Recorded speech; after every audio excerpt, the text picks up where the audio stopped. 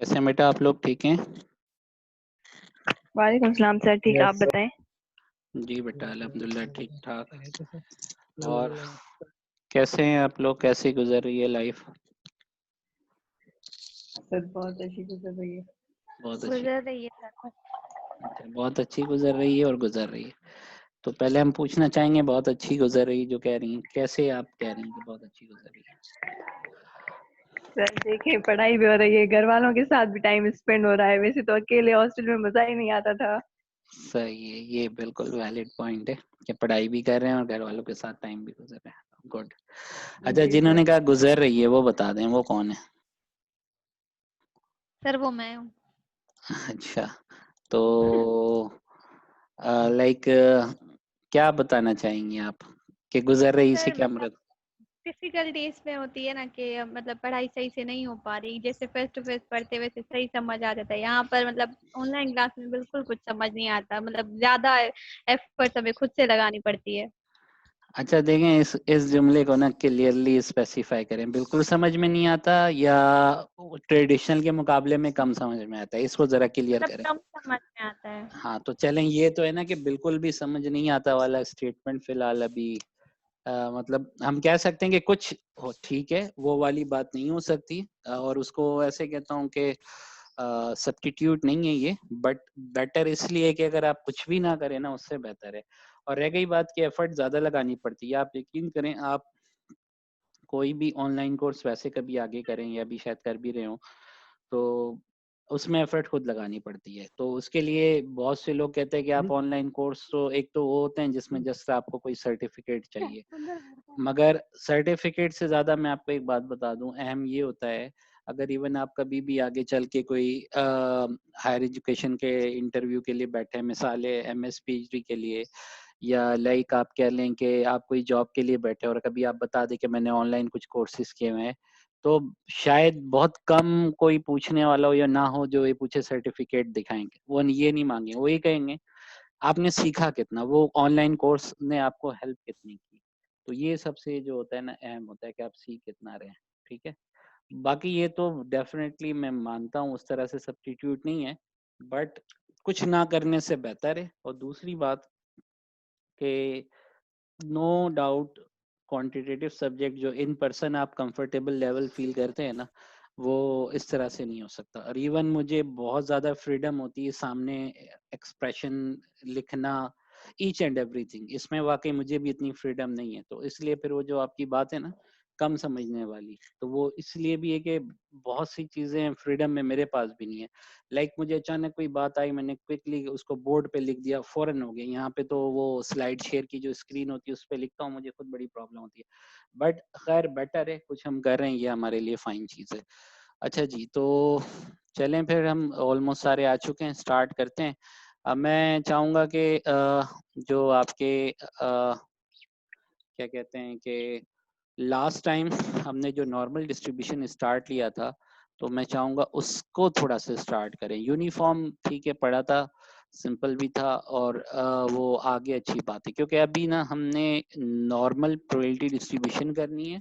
और last class में हमने जो उसका सेकंड सेशन था, वो सिर्फ उसके इंट्रो और उसकी प्रॉपर्टीज और उसकी खसूसियात जो हैं उस पर हमने बात की थी। ठीक है, तो आपको पता है जैसे कि हम now we are working on continuous probability distribution, और मोस्ट कॉमन और यूजफुल जो आपके लिए हैं वो सिर्फ 3 पढ़ रहे हैं। वो है आपका यूनिफॉर्म प्रोबेबिलिटी डिस्ट्रीब्यूशन, जो आप कह लो कि हम कर चुके हैं। और उसको मैं बता दूं कि बहुत इजी ये आइडिया है कि ओके ये कह लेंगे फॉर लाइक आपके पास two interval of same length, उनकी जो प्रोबेबिलिटी फंक्शन है या उनकी जो प्रोबेबिलिटी है वो सेम होगी। और एक चीज़ मैं बता दूं, प्रोबेबिलिटी फंक्शन जो होती है वो हाइट को डिस्क्राइब करती है, तो वो हाइट एक्चुअली प्रोबेबिलिटी नहीं है, प्रोबेबिलिटी एरिया होता है आपका। ये आइडिया था। और यूनिफॉर्म डिस्ट्रीब्यूशन कंप्लीटली डिटरमिन होता है bye it's two values.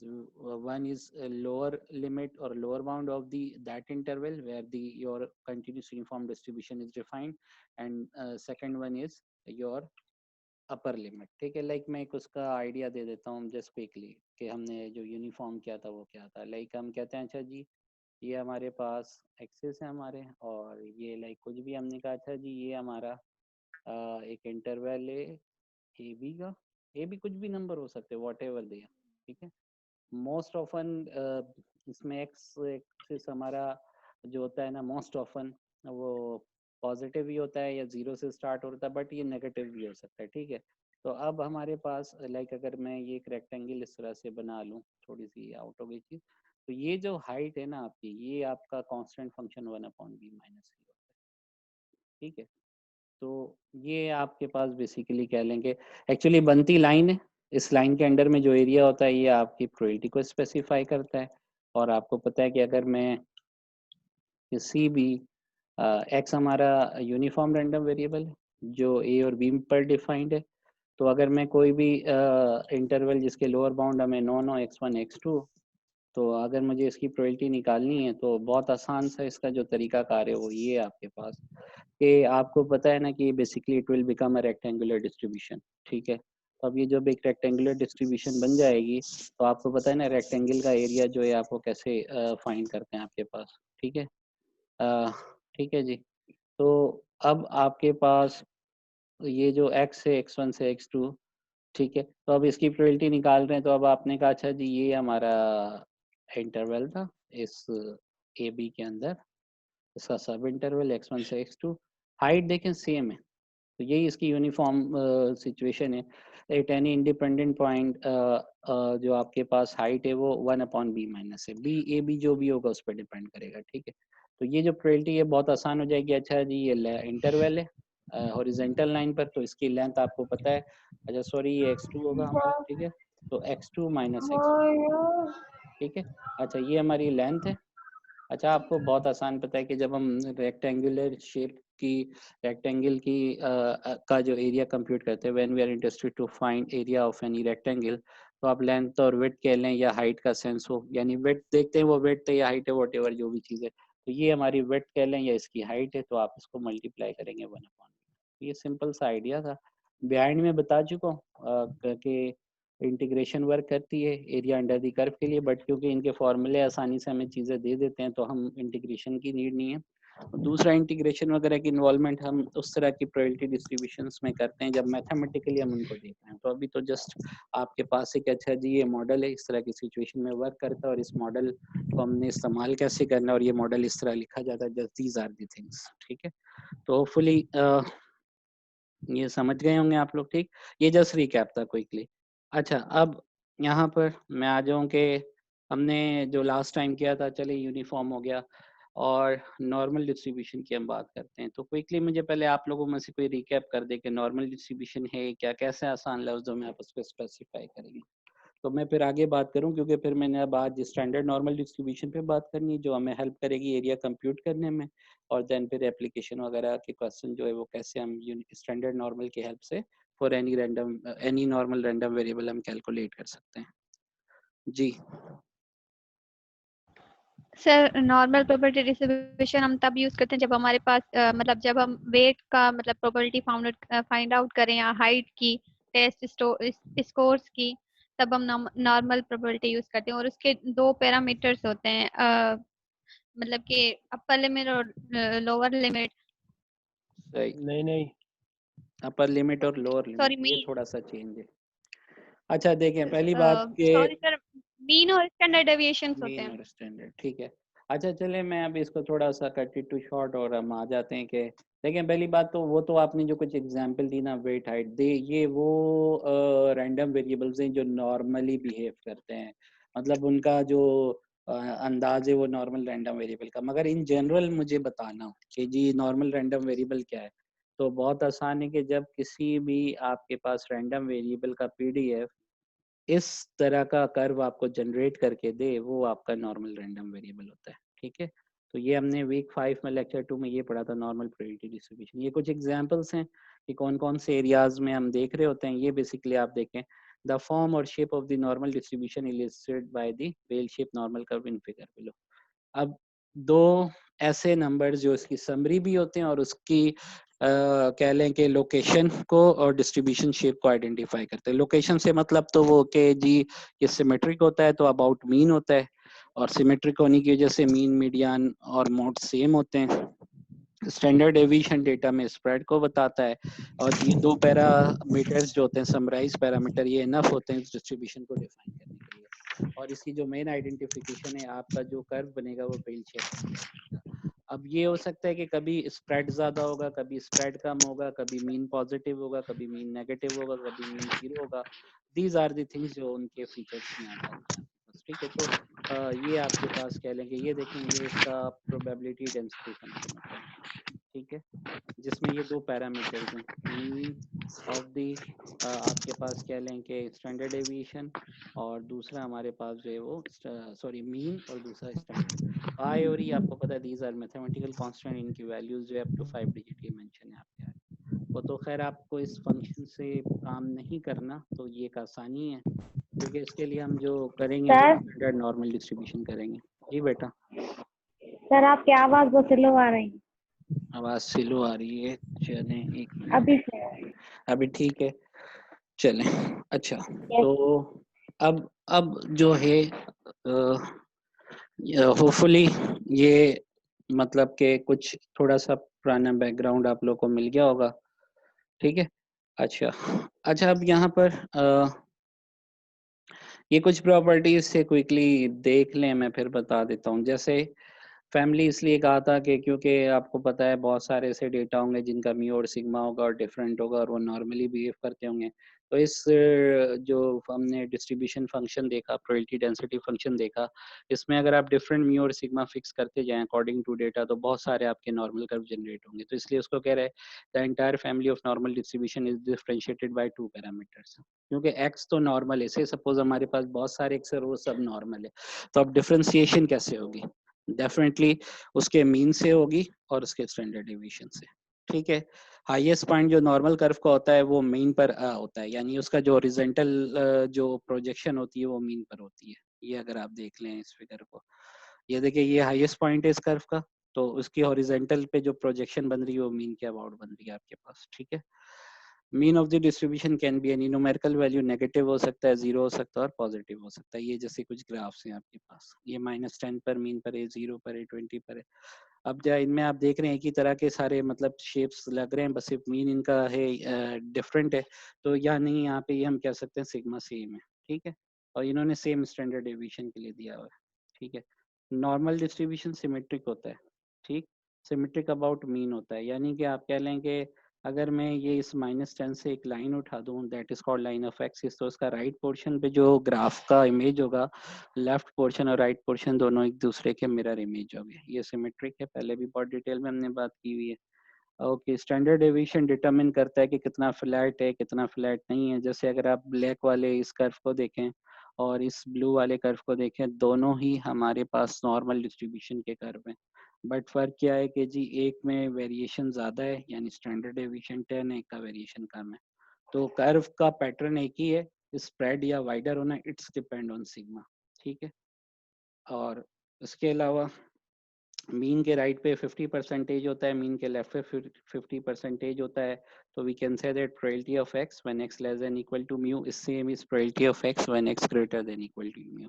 Mu के लेफ्ट पर, ठीक है, ये अगर मैं ये म्यू से ये लाइन एक बनाऊं, तो म्यू के लेफ्ट पर और म्यू के राइट पर आपके पास एरिया सेम होगा, और वो 0.5 होगा। ठीक है, होपफुली बहुत से बच्चों को क्वेश्चन भी याद आ रहे होंगे। ठीक है, अच्छा, ये कुछ था कि अगर हमें पता चल जाए कि ओके जी हमारा डेटा नॉर्मली डिस्ट्रीब्यूटेड है, या हम जिस रैंडम वेरिएबल पर काम कर रहे हैं वो नॉर्मल है, तो इसमें with in 1, with in 2, with in 3 जो है आपका प्लस माइनस करके जो हमारे इंटरवल्स बनते हैं, उसमें ये एम्पेरिकली ये नंबर्स हमें, यानी वो इतना परसेंटेज ऑफ डेटा कैलकुलेट हो आपका जो होता है वो लाई करता है उसमें आपके पास। ठीक है, सारी बात लास्ट लेक्चर में भी डिटेल से की हुई, अभी सिर्फ मुझे यहाँ से कनेक्ट होना था। अच्छा, अब मेरा क्वेश्चन है, अब now we are coming to the next point, and which is the main point to start this lecture.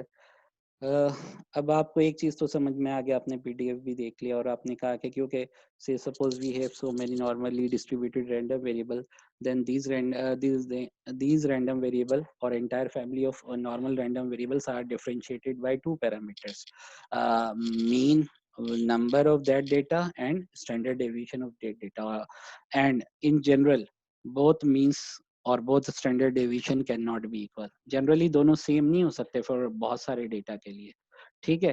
तो अब क्या है, अगर हम उसको वैसे करें तो ओके वी नीड इंटीग्रेशन, तो इसका एक आसान हल है और एक इसका स्टैंडर्डाइज वर्जन है जिसको स्टैंडर्ड नॉर्मल प्रोबेबिलिटी डिस्ट्रीब्यूशन कहते हैं, ठीक है। तो the idea behind standard normal distribution, there are so many normally distributed random variable, बहुत सारे नॉर्मली डिस्ट्रीब्यूटेड रैंडम वेरिएबल होंगे। इन जनरल उनके मीन और स्टैंडर्ड डेविएशंस डिफरेंट होंगे, सेम नहीं होंगे। तो हम हर एक के लिए जब काम करेंगे we need so lot of labour work, like हम इंटीग्रेशन करें, सॉल्व करें हर एक के। तो एक स्टैंडर्ड नॉर्मल डिस्ट्रीब्यूशन एक ऐसा है जिससे रिलेटेड एक इन्फॉर्मेशन सारी एक टेबल में मौजूद है, जी टेबल के नाम से भी मैं डिस्प्ले करूंगा। तो उसमें बस सेंस क्या होता है कि हम किसी भी नॉर्मली डिस्ट्रीब्यूटेड वेरिएबल, जब मैं कहता हूँ ना किसी भी नॉर्मली डिस्ट्रीब्यूटेड रैंडम वेरिएबल, तो जहन में रखिए कि अच्छा जी हम जो बात कर रहे हैं ना कि ये जो हमारा एक्स है ये नॉर्मल रैंडम वेरिएबल है, मतलब नॉर्मल के सारे फीचर सेटिस्फाई कर रहा है, ठीक है। अब इस नॉर्मल रैंडम वेरिएबल में हमारे पास जो है हम काम कैसे करें, क्योंकि अगर बहुत सारे नॉर्मल रैंडम वेरिएबल होंगे तो म्यू और सिग्मा इन जनरल सबका डिफरेंट होगा, ठीक है। अब आप कह सकते हैं कि म्यू और सिग्मा जो इन जनरल है ये डिफरेंट होंगे, ठीक, for so many normally distributed random variable. तो एक स्टैंडर्ड मेंबर है, ठीक है, और वो स्टैंडर्ड मेंबर है स्टैंडर्ड नॉर्मल डिस्ट्रीब्यूशन। अब ये स्टैंडर्ड नॉर्मल डिस्ट्रीब्यूशन जो है आपके पास, बेटा ये हरकतें ना करें, ठीक है।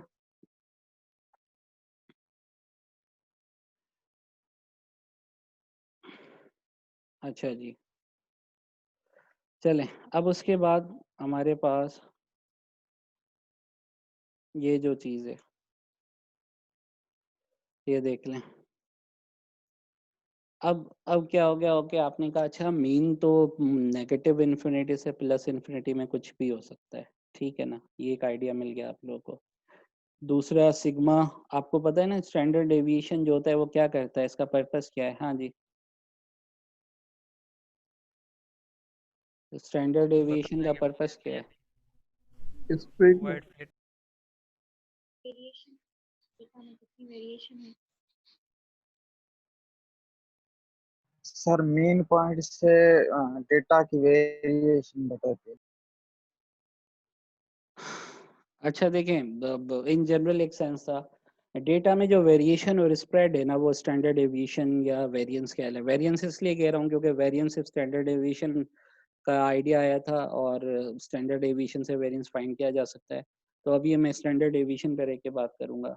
स्टैंडर्ड डेविएशन से डेटा में जो वेरिएशन होता है, डेटा में जो स्प्रेड होता है, डेटा में जो फैलाव होता है, डेटा में जो डिस्पर्शन होता है, वो आपको पता लग जाता है। जैसे हमने अभी एक एग्जांपल भी देखी थी स्टैंडर्ड नॉर्मल को लेके कि ये लाइक अगर आप इस फिगर को देखें, इसमें जो ब्लू वाला नॉर्मल कर्व है और जो ब्लैक वाला नॉर्मल कर्व है इनका मीन सेम लोकेशन पर है, बट फर्क क्या है, ये नैरोअर है, सेंटर के टुवर्ड्स ज्यादा जा रहा है, मीन के टुवर्ड्स ज्यादा क्लस्टर डेटा रख रहा है, ये कम क्लस्टर डेटा रख रहा है कंपैरेटिव टू दिस। इस वजह से इसका स्टैंडर्ड डेविएशन 10 था, इसमें स्प्रेड ज्यादा था, इसमें स्प्रेड कम था। क्योंकि डेटा जो होता है आपके पास वो ज्यादा स्प्रेड वाला भी हो सकता है, कम स्प्रेड वाला भी हो सकता है, वो तो डिपेंड करेगा कि डेटा रैंडमली आ क्या रहा है आपका, ठीक है। तो यहाँ पर होपफुली बात समझ गए होंगे। अब मैं वही बात क्या था जी, in general there are so many normally distributed variable, हर एक का अपना मीन और सिग्मा होगा। तो अगर हम उसकी प्रोबेबिलिटी डेंसिटी फंक्शन से काम करेंगे तो हमारे लिए क्या होगा, बार बार इंटीग्रेशन को उस फंक्शन के अकॉर्डिंगली हमें लेना पड़ेगा। तो फिर यहाँ पर एक आइडिया ये भी जनरेट हुआ या लाइक अच्छा जी, वी आर सेइंग दैट हमारा मीन माइनस इन्फिनिटी से प्लस इन्फिनिटी में कोई भी नंबर टेक प्लेस कर सकता है, और वेरिएशन आपको पता है जो मेजर होता है वो स्टैंडर्ड एविएशन से मेजर होता है, और इस वेरिएशन जो मेजर कर रहे हैं डेफिनेटली वेरिएशन का नंबर 0 या 0 से बड़ा होगा, वेरिएशन का नंबर कभी नेगेटिव नहीं होता। तो एक आइडिया ये था कि जी definitely there is a normally distributed random variable जिसका मीन 0 होगा और स्टैंडर्ड एविएशन 1 होगा। तो ये जब आपके पास आइडिया इस्तेमाल किया गया तो जो रैंडम वेरिएबल तो नॉर्मली था बट ये स्टैंडर्डाइज वर्जन हो गया। अब इस स्टैंडर्डाइज वर्जन का फायदा क्या हुआ कि मीन 0 और सिग्मा 1 पर जो आपका फंक्शन एक आसान फॉर्म में आ जाएगा, पहली बात। दूसरी बात क्या होगी कि इसके क्रॉसपॉन्डिंग सारी कैलकुलेशन एक टेबल में मौजूद है जो कि स्टैंडर्ड नॉर्मल टेबल कहलाती है। यानी अब आपको इंटीग्रेशन की नीड नहीं है, आपको क्या करना है, किसी भी दिए गए नॉर्मल रैंडम वेरिएबल को corresponding standard normal random variable में कन्वर्ट करें और प्रोबेबिलिटी से रिलेटेड जो क्वेश्चंस है आप आसानी से कर सकते हैं। ठीक है, अच्छा जी, तो फिर ये हुआ कि अच्छा जी, a random variable that has a normal distribution. In short, this random variable is normally distributed. It means it possesses all the characteristics of normal random variable with a mean of 0, जिसका mean 0 है, and a standard deviation of 1 is said to have a standard normal probability distribution. ठीक है, the letter z is commonly used to designate this particular random variable. हमने जो z score पढ़ा था ये same वही है, वहां पे जस्ट आपने एम्पेरिकल रूल के लिए पढ़ा था, वहां से मुराद है चैप्टर 3 में। ठीक है, बट अब क्योंकि अब हमने उस वक्त वहाँ डिटेल बात नहीं की थी कि जो z यूज कर रहे हैं ये एक्चुअली है क्या। ये बेसिकली ये भी एक रैंडम वेरिएबल है, नॉर्मली डिस्ट्रीब्यूटेड रैंडम वेरिएबल है, इसकी ये खास बात है, इसका मीन 0 होता है और इसका स्टैंडर्ड डेविएशन 1 होता है, इस वजह से इसको स्टैंडर्ड नॉर्मल probability distribution कहते हैं। Figure below is the graph of the standard normal distribution. It has the same general appearance as other normal distributions. ठीक है, but with the special properties of, ये देखिए अब ये it has the same general appearance as other normal distribution but with the special properties of mu is equal to 0, यानी इसका mean number 0 होता है और sigma 1 होता है। या आसान लफ्जों में कह लें, एक ऐसा भी normally distributed variable है जिसका mean 0 और sigma 1 है। अब इससे हो क्या रहा है, आप किसी भी x को, x से मुराद है नॉर्मली डिस्ट्रीब्यूटेड रैंडम वेरिएबल को, आप z की फॉर्म में कन्वर्ट कर सकते हैं। उसकी कन्वर्जन का फॉर्मूला है, हमने पहले भी देखा था, अभी फिर देखेंगे, और फिर जो है हम उस पर काम कर सकते हैं। तो अब देखें हो क्या रहा है, ये आपको अगर याद हो, ये डेंसिटी फंक्शन था नॉर्मल का। अब इसमें आप कुछ ना करें, जो कन्वर्जन वाला है वो आप रख दें, यानी मीन 0 है, सिग्मा 1 है, तो ये बेसिकली आपका जो z हो जाता है वो x की फॉर्म में, तो ये फॉर्मूला इस तरह से आ जाएगा। और रिमेंबर x एक z की फॉर्म है, जैसे मीन 0 रखा हमने, सिग्मा 1 रखा, तो ये x डेफिनेटली हो जाएगा हमारा z और ये सिग्मा 1, तो अब ये फॉर्मूला यूं लिखा जाए। अब ये जो आप देख रहे हैं ना, this is the density function of standard normal random variable. Again इसको भी इंटीग्रेट नहीं करना है क्योंकि इससे रिलेटेड किसी भी इंटरवल का एरिया या प्रोबेबिलिटी का काम जो है ना वो एक टेबल में मौजूद है, हम उस टेबल से सारी हेल्प लेंगे। अब ये इस फॉर्म में आ गया, इस फॉर्म में आने के बाद जो है आपके पास, आप इसके डिफरेंट कह लेंगे इंटरवल्स पे एरिया निकाल सकते हैं। ठीक है, अच्छा अब यहाँ पर मैं टू दी पॉइंट आ जाता हूँ कि अच्छा जी ये z के क्रॉसपॉन्डिंग एरिया कैसे निकालेंगे। तो पहले बात तो देखें, आपको एक हमने कह लेंगे रूल पढ़ा था, और वो रूल अगर आप लोग को याद हो, ठीक है, तो वो रूल क्या था हमारे पास कि किसी को याद है कि विद इन 3 स्टैंडर्ड डेविएशन का इंटरवल कैसे बनता है। अगर x हमारा नॉर्मल है, ठीक है, n stand for normal, r stand for random, v stand for variable, normal random variable x, तो आपको पता है इसका क्रॉसपॉन्डिंग जो स्टैंडर्ड वर्जन है वो z में लिखा जा सकता है, यानी ये आपका स्टैंडर्ड, मैं एब्रीवेशन लिख रहा हूँ और बोलता जा रहा हूँ, स्टैंडर्ड नॉर्मल रैंडम वेरिएबल है। और मैं रिकॉल करवा दूं, x को z में कन्वर्ट करने के लिए आपने इस फॉर्मूले को देखा था, ठीक है, तो आपने वहां पर देखा था कि जी अच्छा जो भी x वैल्यू है उसमें से आप मीन माइनस कर रहे थे, वो क्योंकि वो आपने पढ़ा था फॉर सैंपल डेटा, सैंपल तो वो x बार यूज कर रहे थे, बट क्योंकि अभी हमें पता है ना हमारा पैरामीटर मीन हमें मालूम होता है, तो वो मीन हमारा म्यू होगा। ठीक है, और डिनोमिनेटर में s है, बट क्योंकि s रिप्लेस सिग्मा से इसलिए होगा क्योंकि अभी हमें एंटायरली पता है कि हमारा जो रैंडम वेरिएबल है नॉर्मल है, और आपको पता है कोई भी नॉर्मल रैंडम वेरिएबल होगा तो उसके ये दो पैरामीटर्स आपको पता होंगे, गिवन होंगे, बताए जाएंगे, एक तो म्यू यानी मीन नंबर, दूसरा सिग्मा यानी स्टैंडर्ड डेविएशन। तो ये फॉर्मूला हम यूज करेंगे किसी भी x को z में कन्वर्ट करने के लिए। मिसाल के तौर पर हमारा x नॉर्मल रैंडम वेरिएबल कोई भी पर्टिकुलर वैल्यू x लेता है, ये स्मॉल x से मतलब है पर्टिकुलर कोई वैल्यू, कैपिटल X से मतलब है नॉर्मल रैंडम वेरिएबल। ठीक है, तो अब हमने कहा अच्छा वो वैल्यू रख दो, मीन और सिग्मा गिवन होगा, तो वो हमारा जो नंबर होगा वो z में आ जाएगा। जैसे मैं फॉर एग्जांपल आपको ये फॉरन क्लियर भी कर देता हूँ, मिसाल के तौर पर एक नॉर्मल रैंडम वेरिएबल है, ठीक है, उस नॉर्मल रैंडम वेरिएबल का जो मीन है वो हमारे पास से सपोज 40 है, ठीक है, और सिग्मा जो है वो हमारा 8 है। अब रैंडम वेरिएबल जो है इसमें मैं कहूँ कि अच्छा ये तो पता लग गया कि ये देखिए हमारा रैंडम वेरिएबल एक्स है, ठीक है, और ये इसका डिस्ट्रीब्यूशन शेप आ गया, ठीक है। मीन जो है इसका ये यहाँ पर मीन है, म्यू 40 पे डिफाइंड है। अब मैं कहूँ अच्छा जी ये जो हॉरिजॉन्टल लाइन का डेटा एक्स से सपोज यहाँ पर कोई नंबर हमारा है 52, तो इस 52 के क्रॉसपॉन्डिंग z कैसे निकालेंगे? तो आप इस 52 के क्रॉसपॉन्डिंग जब z निकालने हैं तो आप आसानी से काम कर सकते हैं। बेटा म्यूट पे जाइएगा। अच्छा जी x, क्योंकि now we are interested to find the that random variable when it is exactly equal to 52, तो उसका हम क्रॉसपॉन्डिंग z निकाल रहे हैं। 52 माइनस म्यू, म्यू मैंने कहा ओके अभी फॉर दैट गिवन है वो 40 है हमारा, बताया गया हमें, और डिवाइडेड बाय जो हम क्या करेंगे वो सिग्मा करेंगे, सिग्मा हमारा कितना है 8 है, तो इसका मतलब ये हुआ 12/8 हो जाएगा। तो हमारा जो z वैल्यू है वो कितना आ जाएगा जी आपके पास 1.5 1.5 z वैल्यू ये पहले भी सीख चुके हैं, बट वो आपने सैंपल डेटा के लिए किया था, अभी हम x यानी रैंडम वेरिएबल के लिए कर रहे हैं। अच्छा यहाँ तक आइडिया क्लियर होगा। अब मैं जो मेन बात करने जा रहा था उस पर आ रहा हूँ। यहाँ तक आइडिया क्लियर हो गया होगा, ये ध्यान में रखिएगा। देखिए हमने पढ़ा था कि अगर म्यू में से हम 3 times of standard deviation minus कर दें, 3 टाइम्स ऑफ स्टैंडर्ड डेविएशन, और म्यू में 3 times of standard deviation add कर दें, तो आपने ये अभी देखा भी, ये बेसिकली एक इंटरवल बन जाएगा। ये रिमेंबर ये उस वक्त होगा जब एक्स हमारा नॉर्मल हो, ये बात क्लियर रखें ध्यान में, एक्स हमारा नॉर्मल है।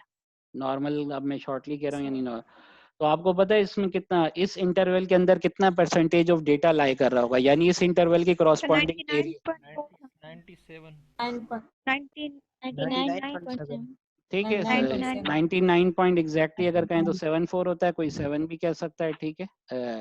तो ये हम कह सकते हैं कि अच्छा जी ये हमारे पास जो डेटा है इसमें इतना लाई करता है। इवन इसको हम देख भी लेते हैं, ये हमने लास्ट टाइम जो है ना ये किया हुआ भी था, ये देखें, तो ये देखें म्यू -3 सिग्मा, लोअर बाउंड बनेगा इस इंटरवल का, म्यू +3 सिग्मा, और इस रेंज के अंदर जो एंटायर रीजन आ जाएगा इस कर्व का वो 99.7%, ये एग्जैक्टली 99.74, ठीक है। तो अब ये तो x के फॉर्म में था, अब हम कह रहे हैं x को तो हमने z में कर लिया क्योंकि z के रिजल्ट एक टेबल में सारे मौजूद है, तो अब इसको हम इसी तरह से फिर कह सकते हैं, यानी इसका एक मतलब ये भी हुआ कि जब हमारा z -3 से +3 के दरमियान होगा, और ये बात मैं चैप्टर 3 में भी बता चुका हूँ, यानी जब z -3 से +3 के दरमियान होगा, इस इंटरवल पे होगा, तो हमारे डेटा का कितने परसेंटेज उस इंटरवल में लाई कर रहा होगा 99.74, यानी इसको मैं ऐसे लिख दूं, हम अब प्रोबेबिलिटी निकाल रहे हैं किस चीज की, whenever z is between -3 and 3 inclusive,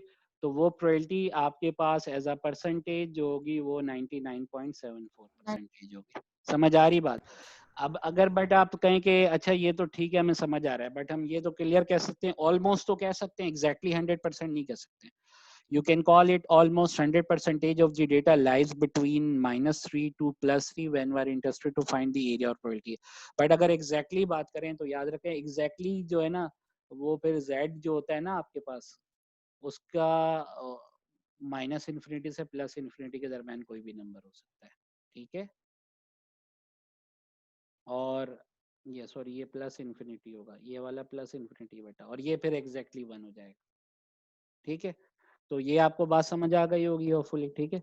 अच्छा अब आते हैं हम इधर कि अब ये ना नोट करें, आपने कहा चले ये भी समझ आ गया, तो फिर एक सेंस देखें ग्राफ का, तो ग्राफिकली आपके पास ना 3 आइडियाज आ रहे हैं कि अच्छा जब इसके एरिया के क्वेश्चन होंगे तो वो 3 तरीकों से आ सकते हैं, वो मैं लिखता जा रहा हूँ। पहला जो है एरिया, मैं पहला समझा रहा हूँ, जो area to the left of z score, यानी आपने प्रोबेबिलिटी, एरिया का मतलब बेटा प्रोबेबिलिटी आसान लफ्जों में, area to the left of z score,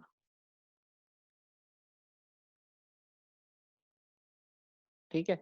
तो जैसे मैं आपको इलस्ट्रेशन दे रहा हूँ, जैसे मैं कहता हूँ अच्छा जी ये अब हम सारी बात जो x की ना वो z में कन्वर्ट कर लेंगे, कन्वर्ट करना भी आ गया, स्टैंडर्ड नॉर्मल पे बात करेंगे।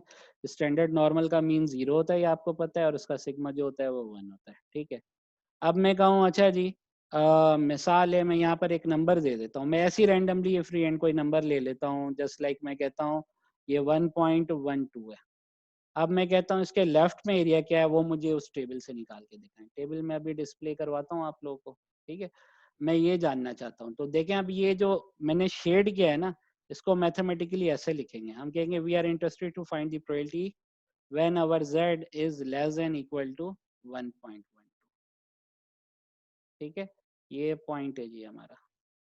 तो एक्चुअली हम ये जानना चाहते हैं, ये जो आप ग्राफ देख रहे हो, इस ग्राफ की इलस्ट्रेशन ये है, when we are interested to find the probability when z less than equal to 1.12।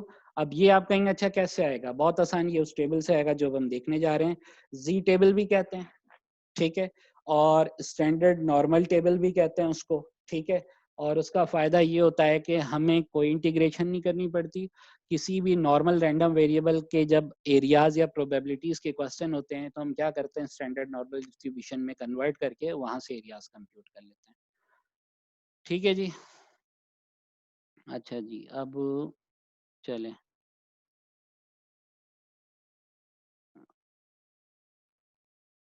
ये देखें, ये टेबल होती है बेटा, टेबल आ रही है डिस्प्ले में आप लोग के पास? मेरे पास एक और फॉर्मेट में खुला हुआ है, पता नहीं डिस्प्ले में टेबल है अभी, आई डोंट नो क्या है इसमें। अच्छा जी, अभी सर नहीं है सर, आधी है सर जो बुक है ना उसमें है हमारा बुक जो में है वो अलग से नहीं, एक मैंने अलग पेज खोला था वो कुछ और आ रहा था, मुझे फिर जो है ना 1 मिनट दीजिए, मैं बुक से उसको खोल के लिखता हूँ। ठीक है, तो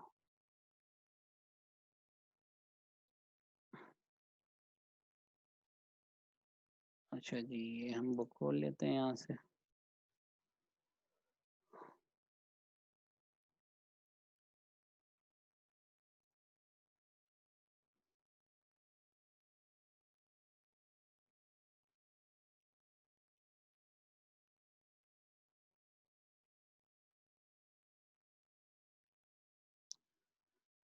अच्छा जी, तो ये देखें, होपफुली डिस्प्ले पे यही होगा, हाँ ठीक है, चलें, ये आपके पास है, तो ये रहा cumulative probabilities for the standard normal distribution. और मैं आपको बता चुका हूँ, क्योंकि ऑलमोस्ट सारा डेटा -3 से +3 जेड स्कोर के दरमियान में लाई करता है, तो ये आपके पास -3 वाला पेज है, देखें -3 में अगर नोट करें ना, -3 अगर आपका और उसके लेफ्ट में एरिया वो 0.0013 होता है, इसकी ये इलस्ट्रेशन है, यानी ये मैं पहला जो नंबर है ना ये आप देख रहे हैं उसको मैं समझाता हूँ, बल्कि मैं आपको, चलें पहले इस पे भी मैं आता हूँ, ये थोड़ा सा अभी नोट करें, मैं अपने इस क्वेश्चन पर आ जाता हूँ। पहली बात याद रखें, आपका इंटरवल जो होता है ना, उसकी जो कन्वेंशनली आप रीड करते हैं वो लेफ्ट टू राइट करते हैं। लेफ्ट टू राइट का मतलब है, अगर मैं कहूँ ये तो आप कह रहे हैं ना when your z score up to 1.12, तो आप बताएंगे जेड का लोअर बाउंड क्या है, यानी ये जो मैंने इंटरवल लिखा है इसका लोअर बाउंड हम क्या लिख सकते हैं, यानी जेड स्टार्ट कहाँ से हो रहा है? हाँ जी, इसी इंटरवल को, ये तो कह रहे हैं ना हम जा रहे हैं 1.12 तक, मैं कह रहा हूँ अगर एक स्टार्टिंग नंबर ले, तो देखिए ये तो हमने कहा ये व्हाटएवर जहाँ से भी स्टार्ट हो रहा है ये वहां से हम काउंट कर रहे हैं ना, मैंने पहले बताया था नहीं जीरो नहीं बताया, क्योंकि जीरो तो ये रहा इससे। इन जनरल मैंने कहा था ना जेड का स्कोर कहाँ से कहा होता है इन जनरली, -∞ से +, ठीक है, तो इन जनरल कह रहे हैं, हो सकता है z -4 से ही वैल्यू ले, उससे बिलो फिर उसका एरिया ना होने के बराबर हो, बट हम इन जनरल बात करते हैं, तो इसका मतलब ये हुआ इसका लोअर बाउंड जो है वो एग्जैक्टली कोई बाउंड नहीं है, बट वो -∞ से व्हाटएवर जो भी चीज स्टार्ट हो रही है। तो अब हम यानी ये जानना चाह रहे हैं कि अगर नोट करें ये यहाँ से यहाँ तक है, ये मिसाल है हमारा, यहाँ से -∞ चल रहा है, ठीक है, ये सारा। तो अब मेरा सिंपल सा क्वेश्चन है, -∞ से लेकर 1.12 तक का जो टोटल एरिया जो आपको डिस्प्ले हो रहा है इस ग्राफिकल इलस्ट्रेशन में, ये लेफ्ट कम्युलेटिव एरिया है, सेंट्रल एरिया है, या राइट कम्युलेटिव एरिया, तीन में से कोई एक आंसर है। हाँ जी, is this area is left cumulative और राइट कम्युलेटिव और centrally left cumulative. Left sir आपको आइडिया भी समझ आ Yes, गया sir, होगा left, कि हमारा जो एरिया होगा ना जो टेबल के अंदर मिलेगा वो लेफ्ट कम्युलेटिव होगा, ठीक है। अब मैं उस टेबल पर आ रहा हूँ आपके सामने। अब 1.12 पहली बात पहले बताया था, जेड स्कोर -3 से +3 के दरमियान में ऑलमोस्ट सारा डेटा रखता है, बट अगर आप एग्जैक्टली कहें तो जेड स्कोर -∞ से +∞। 1.12 को लोकेट कैसे करना है, सबसे पहले याद रखें 1.12 इसलिए कह रहा है, हमें ये पता है कि बिगिनिंग से वो चीज तो -∞ से चल रही है, तो लोअर बाउंड के लिए परेशान होने की जरूरत नहीं, अंडरस्टूड, वो व्हाटएवर जहां से भी बिगिन हो रहा है वहां से ले रहा है। बट वो हमारा अपर बाउंड एंड कहाँ पर हो रहा है, किस नंबर पर जाकर स्टॉप हो रहा है अपर बाउंड, यानी कट ऑफ पॉइंट, ये जो लाइन मैंने बनाई थी ये वाली, तो ये कट ऑफ पॉइंट 1.12 पर हो रहा है। तो मैंने टेबल में जाके 1.12 को लोकेट करना है। 1.12 आपके सामने एक पॉजिटिव नंबर है, तो याद रखिएगा स्टैंडर्ड नॉर्मल टेबल के दो पेजेस होंगे, एक नेगेटिव जी स्कोर के क्रॉसपॉन्डिंग और एक पॉजिटिव जी स्कोर के क्रॉसपॉन्डिंग, ठीक है। तो वो एरिया जो है आपके पास देखें 1.12, इसका बहुत आसान तरीका है, शुरू के 2 डेसिमल को आप ये कॉलम देख रहे होंगे वर्टिकल, जो मैं कर्सर मूव कर रहा हूँ, इस पे ढूंढना है, और जो सेकंड डेसिमल प्लेस की वैल्यू है इस हॉरिजॉन्टल लाइन में ढूंढना है। हमारा नंबर 1.12 है, तो 1.1 देखें, ये नजर आया सबको 1.1 जी? Yes sir. अब 1.12 है ना, अगर मैं इस नंबर को पिक करूंगा ना, ये 1.10 एग्जैक्टली, सुनते जाए आराम आराम से मेरी बात, ये 1.10 है। अगर मैं इस नंबर को उठाता हूँ, ये क्या होगा फिर, ये किसकी प्रोबेबिलिटी है, 0.8665 किसकी प्रोबेबिलिटी है, 0.11 0.1 नहीं, ये देखें 1.1 और सेकंड डेसिमल 1.11 तो Sorry, हमारा जो 1.1 एक्चुअली था वो ये नंबर था 1.1 इधर से, और सेकंड डेसिमल प्लेस में 2 था वो इधर से, इन दोनों को इंटरसेक्ट कर ले, ये लाइन इधर से आई, ये लाइन इधर से आई, तो ये इंटरसेक्ट इधर हो गया, तो ये जी हमारा एरिया आ गया, एरिया यानी प्रोबेबिलिटी आ गई, ठीक है। तो आप कह सकते हैं जो आपने एरिया देखा था वो स्टैंडर्ड नॉर्मल डिस्ट्रीब्यूशन में एक प्रोबेबिलिटी है। तो हमारा माइनस इन्फिनिटी से लेके जब हमारा z माइनस इन्फिनिटी से स्टार्ट और 1.12 पर एंड हो, तो हमारी प्रोबेबिलिटी 0.86 और 86 होगी। यानी मैं अब आगे जाकर ये जो नंबर लिखूंगा वो आपके पास ये देखें पॉइंट प्रोबेबिलिटी में बता रहा हूँ, यानी डेसिमल 8686 ये आ जाएगा। तो यानी आसान लफ्जों में कहें, आपको बस टेबल की रीडिंग चाहिए और कुछ भी नहीं चाहिए। No need of integration, no need of computation of area. Uniform में काम इसलिए आसान था because due to our rectangular distribution, तो वो आप एरिया का फॉर्मूला रेक्टेंगल का अप्लाई कर देते थे, बहुत आसान हो जाता था। अभी आपको किसी भी नॉर्मल रैंडम वेरिएबल के क्वेश्चन से रिलेटेड प्रोबेबिलिटी का क्वेश्चन जब भी चाहिए होगा, आप इस टेबल को इस्तेमाल करेंगे। और अभी जो मैंने आपको आइडिया दिया है ना, वो area to the left of z score का दिया है, ठीक है। मैं अब इसमें एक चीज और लिख रहा हूँ, वो फिर टेबल सामने रखूंगा, फिर बताना है आप लोगों ने। Now we are interested to find the area. Remember अभी मैं सिर्फ इसी टॉपिक तक कंटेन, और अभी जिस टॉपिक पे बात कर रहे हैं, find the area when your all area lies to the left of any z score, यानी area to the left of z score। तो मैं कहता हूँ find the probability when z less than equal to minus 0.62, ये चाहिए, ठीक है। Table में आपके सामने रख देता हूँ, ठीक है। अब जो मैं क्वेश्चन पूछूं वो उसी ऑर्डर में बताएं। क्या पॉजिटिव पेज पर मुझे इसका आंसर मिलेगा, यस या नो? No no sir. क्यों नहीं मिलेगा? फिर आपके सामने डिस्प्ले कर रहा हूँ, ध्यान से देखें, क्योंकि मैं अभी लेफ्ट स्कोर की बात कर रहा हूँ ना, लेफ्ट कम्युलेटिव की, तो ये तो अंडरस्टूड है, ये स्टार्ट माइनस इन्फिनिटी से हो रहा है। हमें फिर यहाँ पे ये देखना होता है कि हमारा अपर बाउंड क्या गिवन है, वो डेफिनेटली आपके क्वेश्चन में सारी चीजें होती हैं। तो अपर बाउंड माइनस 0.62 है, तो मैंने कहा अच्छा ओके, अब हमारा z मैक्सिमम माइनस 0.62 तक जा रहा है, तो इसका ये मतलब हुआ मुझे z स्कोर नेगेटिव पेज वाले पर आना है, ठीक है। तो ये रहा आपके पास z स्कोर नेगेटिव, और माइनस 0.62 था, तो माइनस 0. आपका 62 जी,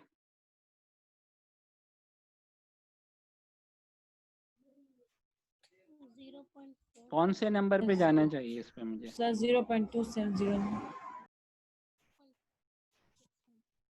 0.6 पर ये देख रहे हैं माइनस लिखा हुआ है, माइनस 0.6 आ गया, ये माइनस 0.60 की है, ये माइनस 0.61 का ये वाला नंबर है 0.2676। ये देख रहे हैं सेकंड डेसिमल प्लेस पे 0.02 था ना हमारा, तो ये रहा हमारा नंबर माइनस 0.62, तो ये एरिया मिल गया 0.2676।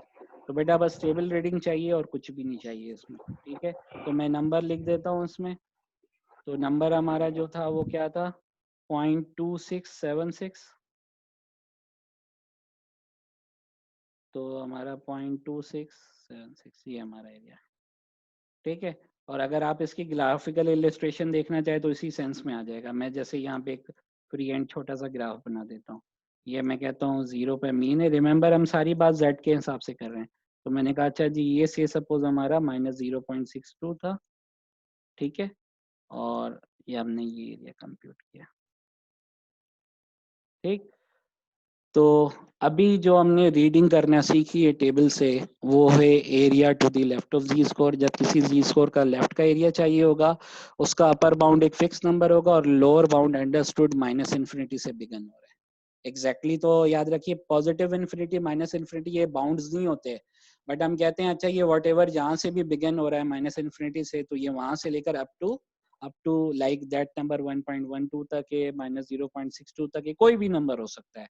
तो अभी हमने पहला एस्पेक्ट सीखा which is area to the left of ji square. दूसरा इसी का आसान लफ्जों में कह लें कॉम्प्लीमेंट है। कॉम्प्लीमेंट समझ रहे हैं जी? Area to the left of ji square का कॉम्प्लीमेंट क्या होगा? Right of the, area to the right.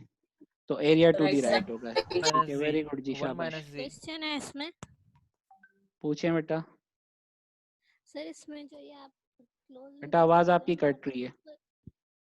Sir, ये जो इसमें आप इक्वल की साइन दे रहे हैं, लेस देन और इक्वल, अगर ये इक्वल की साइन ना हो तो फिर हम इसके पीछे वाला इंटरवल लेंगे या फिर नहीं भी नहीं यही? नहीं, नंबर यही होगा। उसका रीजन है, हमने एक प्रोबेबिलिटी यूनिफॉर्म में डिस्कशन भी की थी। एक एग्जैक्ट नंबर पर प्रोबेबिलिटी जो होती है ना आपके पास, वो बेटा रेयर होती है। तो अगर आप बाउंड्स को इंक्लूसिव रखें या एक्सक्लूसिव, उससे कोई फर्क नहीं पड़ता। देखिए मैं लिख रहा हूँ इधर, अगर कोई कहता है, क्योंकि ना वो कोई फर्क नहीं डालता, probability of z when z less than equal to 1, कोई कहता है मैंने ये निकालना है, दूसरा बंदा कहता है कि जी मैंने ये निकालना है probability of z when z less then 1। तो अगर ध्यान से देखें, बस एक फर्क है इसमें कि बाउंड्री पॉइंट इसमें शामिल नहीं है आपका। ये देख रहे हैं, ये बाउंड्री पॉइंट शामिल नहीं है, मगर इनके एरियाज जो हैं कंटिन्यूस प्रोबेबिलिटी डिस्ट्रीब्यूशन की बेस पर ये सेम होंगे, इनमें कोई फर्क नहीं होगा। ठीक है, तो लिमिट्स यानी अपर बाउंड लोअर बाउंड या दोनों एक्सक्लूसिव होना इंक्लूसिव होना कंटिन्यूस प्रोबेबिलिटी डिस्ट्रीब्यूशन में कोई प्रॉब्लम नहीं करते, कोई मैटर नहीं रखते। ठीक है, तो होपफुली उसमें बस सेंस क्या मैं बता रहा हूँ, इसका सेंस ये मैं इसको एक ग्राफ से बता रहा हूँ आपको।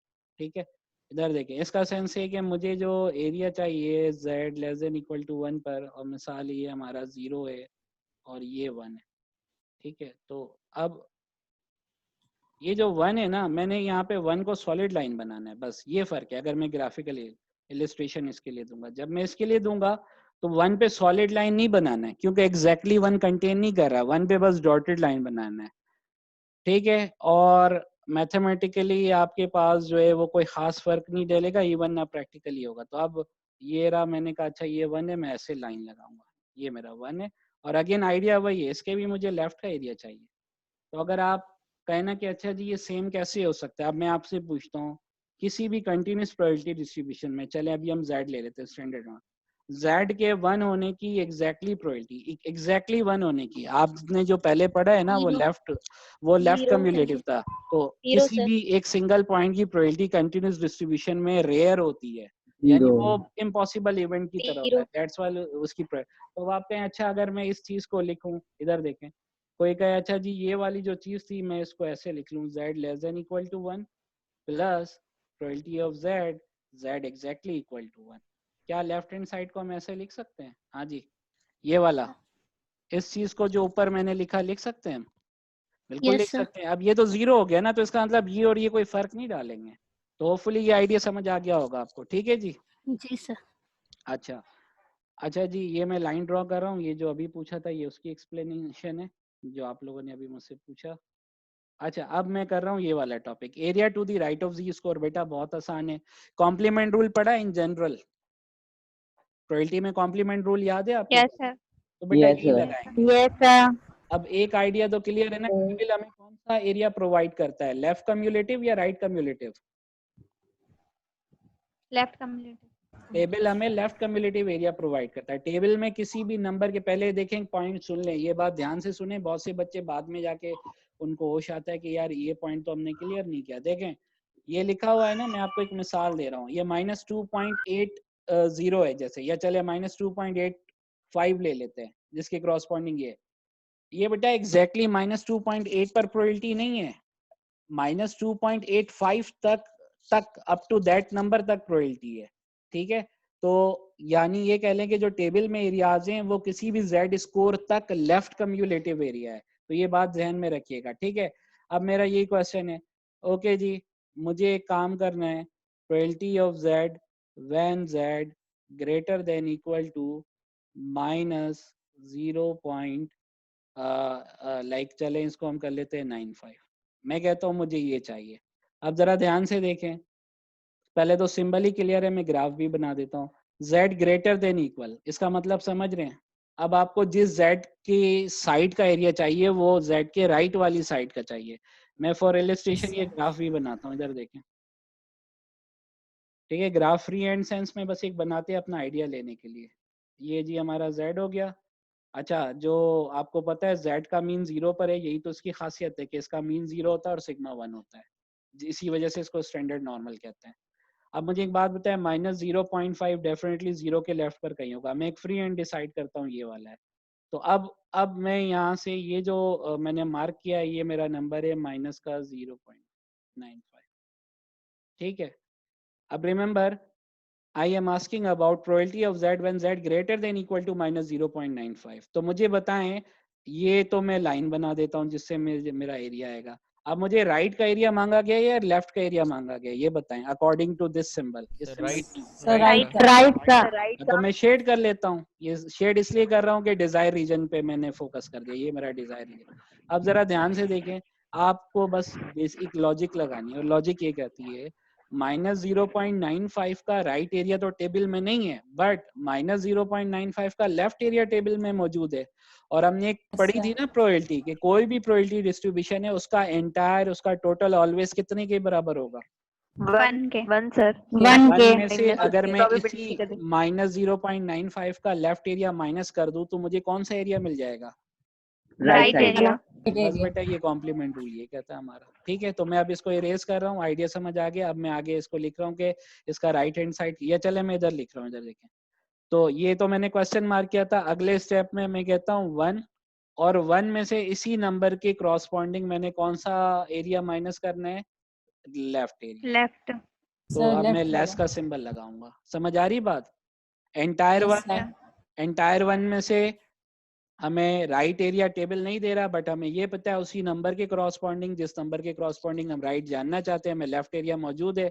तो हम क्या करेंगे जी, वो लेफ्ट एरिया हम टेबल, तो पहला स्टेप तो ये आएगा, ओके जी, this left hand side is equal to 1 minus probability of z when z less than equal to -0.95। 1 minus 0.95 के क्रॉसपॉन्डिंग हमने टेबल, अच्छा ये भी नजर आ गया टेबल से जो लेफ्ट कम्युलेटिव एरिया लेना है माइनस के क्रॉसपॉन्डिंग है, तो माइनस वाले पेज पे चले जाएं आपके पास, ठीक है। और माइनस वाले पॉइंट पे -0.95 ये रहा, तो ये रहा हमारा 5 वाला, तो -0.95, ठीक है जी। ये होगा, ये 0 पे, ये 1 2 3 4 1711। रिमेंबर ये अभी हमने माइनस करना है, 0.1711 ये हमने माइनस करना है, ठीक है। Yes sir. तो अब 1 में से 0 पॉइंट, ये समझ आ रहा होगा, ये ऐसे चल रहा है, ये स्टेप ऐसे चल रहा है बेटा, ठीक है। यूं चल रहा है स्टेप। अच्छा जी, तो 1 में से माइनस क्या, 0 पॉइंट क्या नंबर था? 1711। ये जो डिफरेंस बता दें मुझे, 1711 ना, 0.8289। शाबाशी, ये बेटा ये एरिया आ गया। तो अब पता है क्या, सिर्फ ये सेंस समझना था कि टेबल में लेफ्ट कम्युलेटिव एरियाज हैं, तो राइट कम्युलेटिव एरिया निकालना कोई इशू नहीं है अगर हमें रीडिंग आती हो और हमने कॉम्प्लीमेंट रूल का इस्तेमाल करना आता हो। इसमें कोई कंफ्यूजन, मैं एक नंबर पर और प्रैक्टिस करवा देता हूँ, ठीक है जी। पूछिए बेटा। सर समझ नहीं है सर, टेबल यूज कैसे होते हैं सर, ये समझ तो इतनी देर से क्या बता रहा हूँ भाई, ध्यान से सुनो, अब इधर मैं बता रहा हूँ फिर, ठीक है। मैंने नंबर लिया है, अब इधर देख लो, मैं यहाँ पर नंबर ले लेता हूँ लाइक 1.89, मैं ये जानना चाह रहा हूँ, ठीक है। ध्यान से स्टेटमेंट देखें, फिर मैं टेबल को दोबारा एक्सप्लेन करूंगा। Probability of z when z greater then 1.89, ठीक है, ये हमारा डेसिमल है।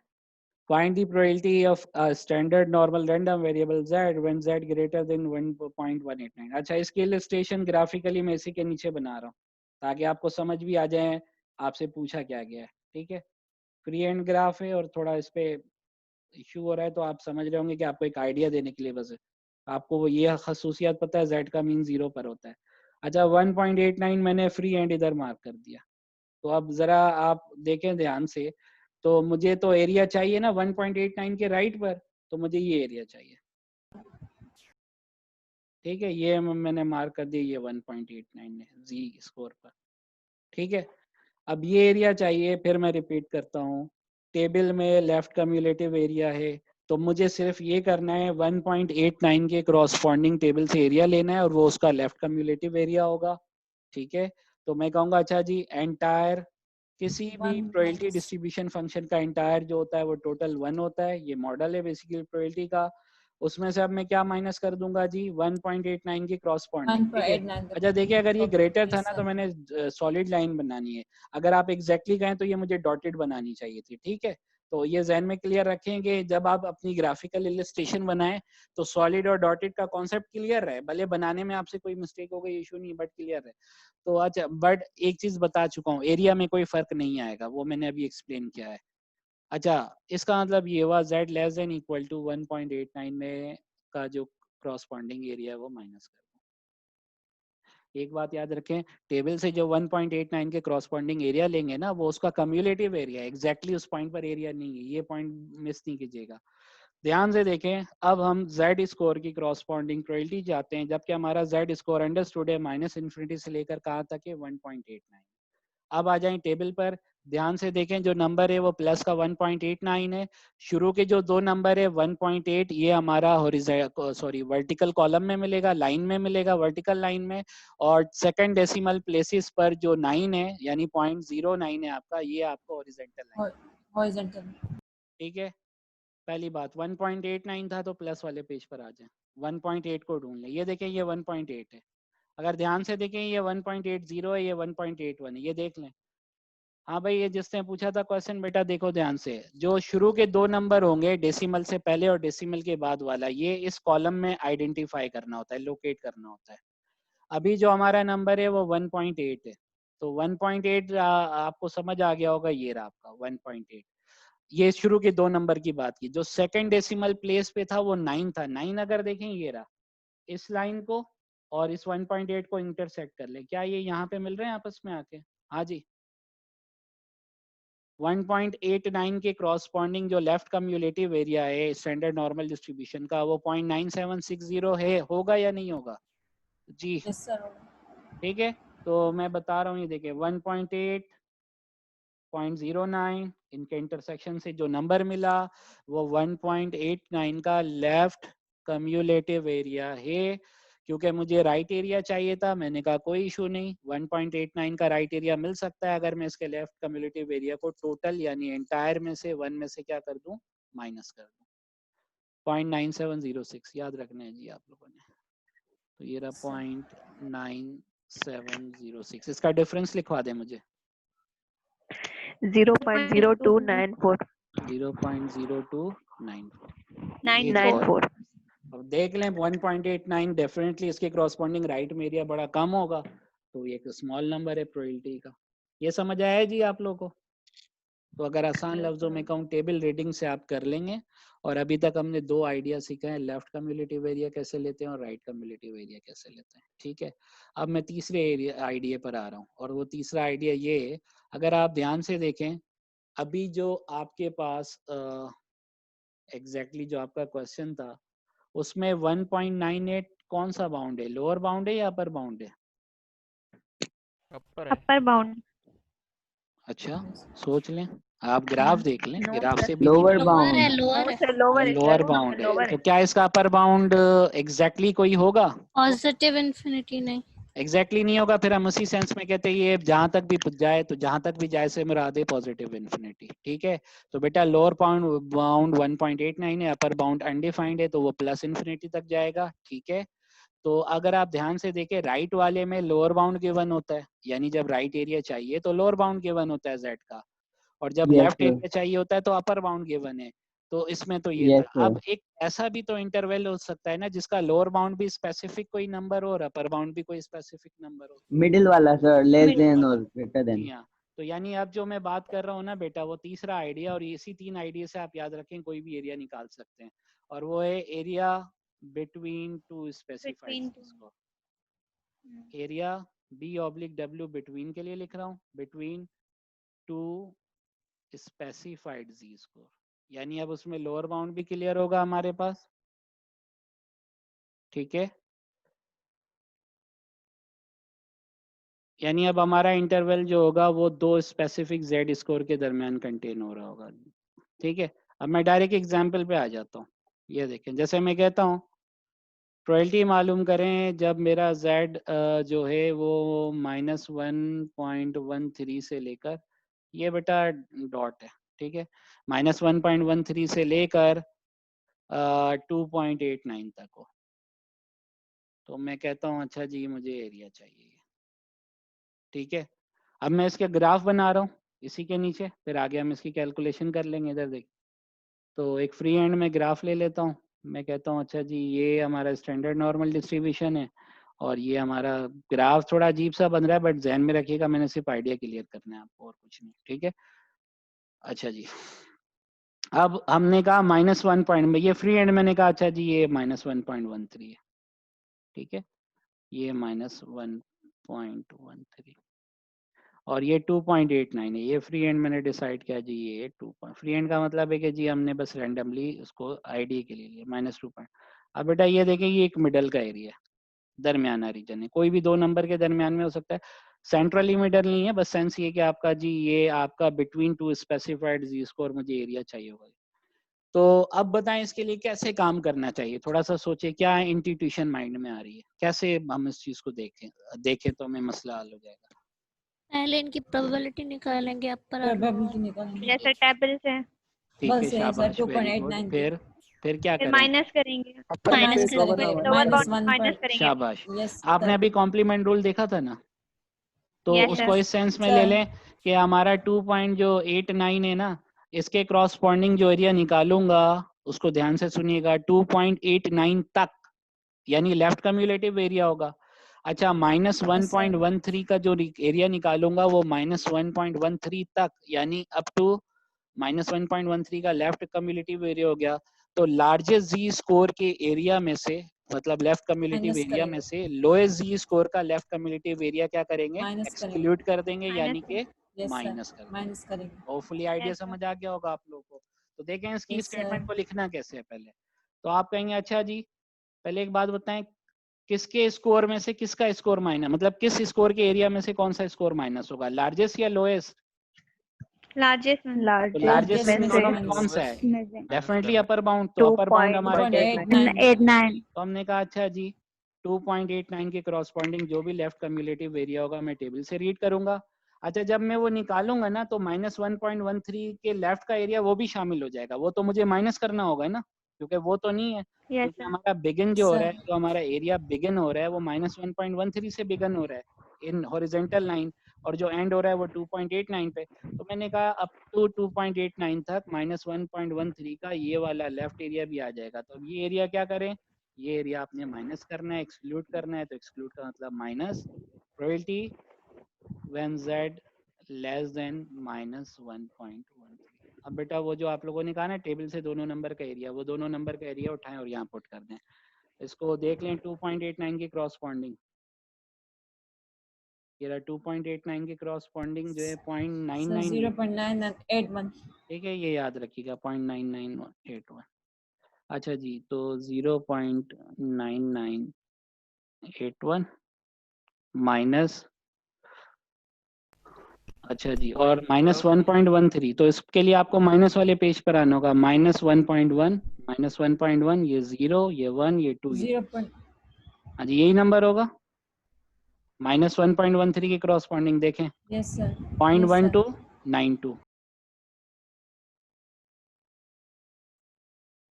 अच्छा, मुझे इसका डिफरेंस लिखवा दें। तो 0.868 0.689 6 तो नहीं होगा, 1292 सॉरी 0.8689 8689। 8 9 ठीक है बेटा, ये इसका आ गया। तो यानी अगर मैं आसान करूं, कट इट टू शॉर्ट, अब ये तो सारी थ्योरी बतानी थी बेटा। जब भी नॉर्मल डिस्ट्रीब्यूशन आ जाए तो आप हेल्प लेंगे स्टैंडर्ड नॉर्मल से, पहला पॉइंट। दूसरा पॉइंट, स्टैंडर्ड नॉर्मल का टेबल इस्तेमाल करने के लिए 3 टाइप्स के एरिया इनकाउंटर हो सकते हैं। Area to the left of z score, वो पहले सीखा। Area to the right of z score, और area between two specified z score. अच्छा, area to the left of z score में जो भी नंबर दिया जाता है अपर बाउंड का, वो डायरेक्टली टेबल से रीड करते हैं, क्योंकि वो टेबल में जितने भी प्रोबेबिलिटीज के नंबर है वो area to the left of z score के कम्युलेटिव एरिया के होते हैं।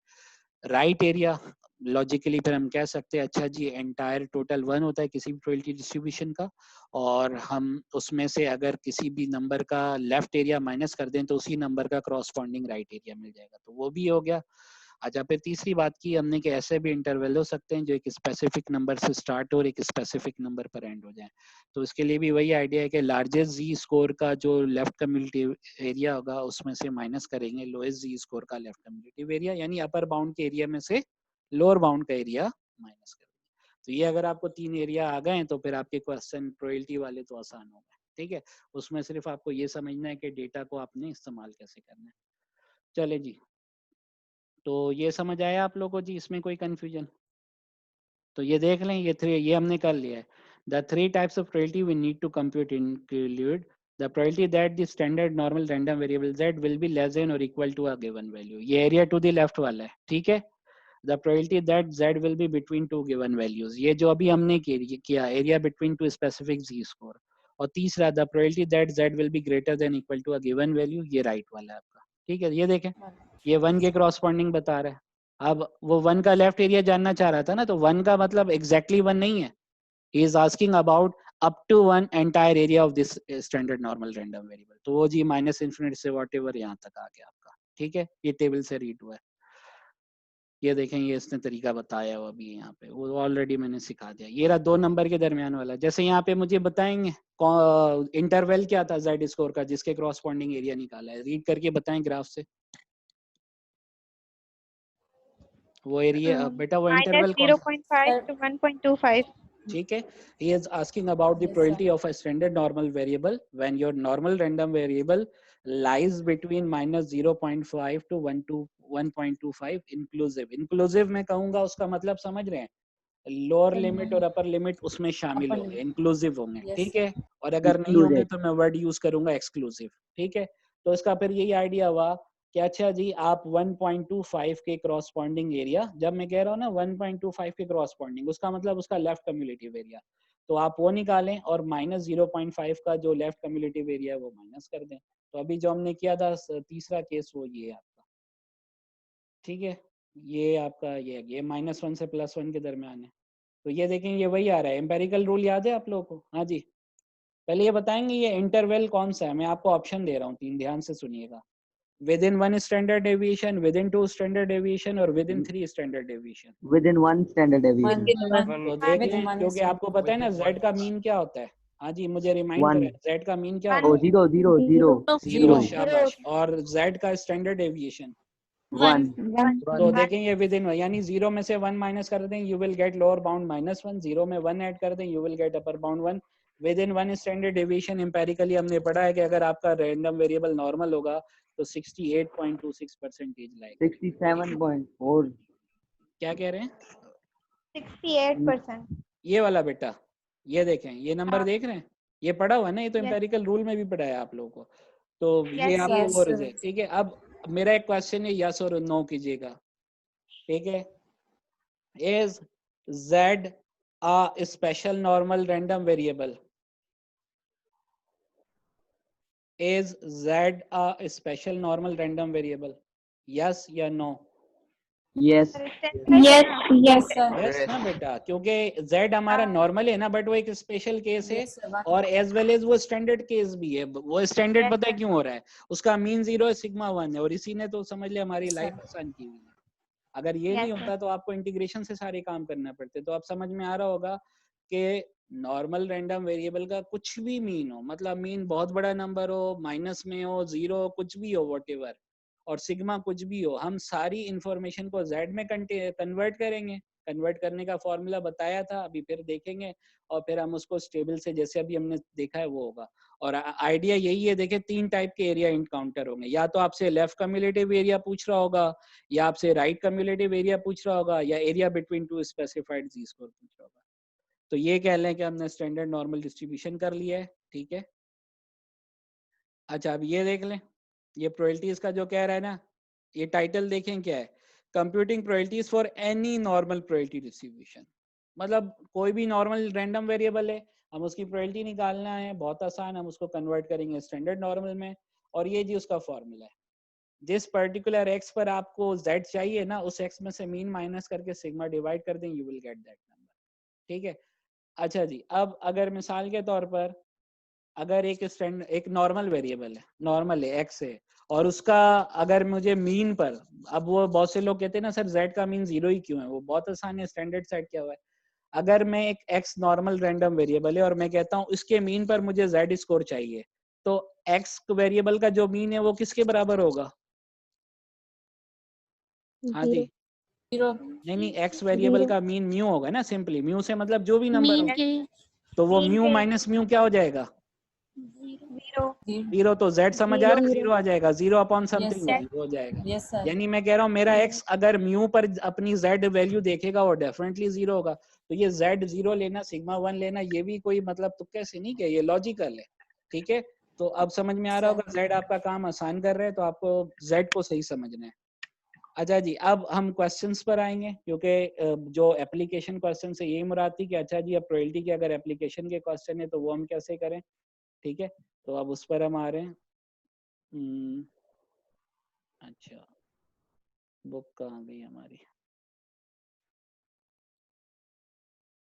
बुक शायद बंद हो गई।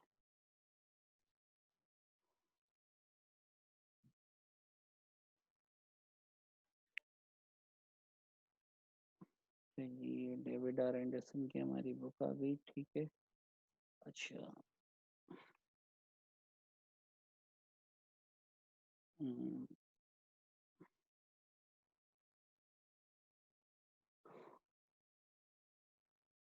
चलें तो हम आ जाते हैं क्वेश्चन हमारा 6, और इस पर हम आ जाते हैं नॉर्मल।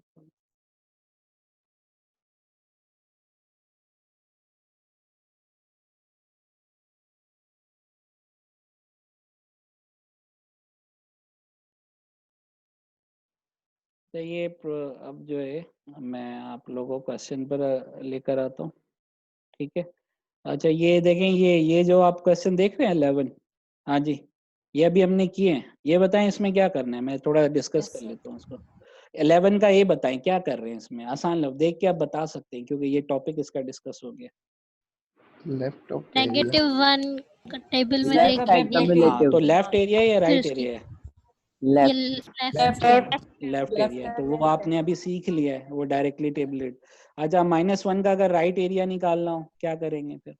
1 में से लेफ्ट का माइनस, 1 में से माइनस करेंगे। ठीक है, 1 में से लेफ्ट कम्युलेटिव एरिया माइनस करेंगे। अच्छा जी, ये वाला जरा डी देखें, डी ये राइट एरिया देखें सर ये -2.5 का लेफ्ट वाला देखिए, 1 में से माइनस कर देंगे, ठीक है, शाबाश। क्योंकि ये कह रहा है probability when your z greater than equal to -2.5, तो ग्रेटर के जैसे आ गया, क्योंकि z की तरफ देखना है ना, z की तरफ कौन सा सिंबल है, ग्रेटर है, तो हमने कहा अच्छा जी -2.5 जब z उससे बड़ा हो तब तो राइट एरिया चाहिए, राइट एरिया का आइडिया क्लियर है। अच्छा ई पार्ट बताएं उसका,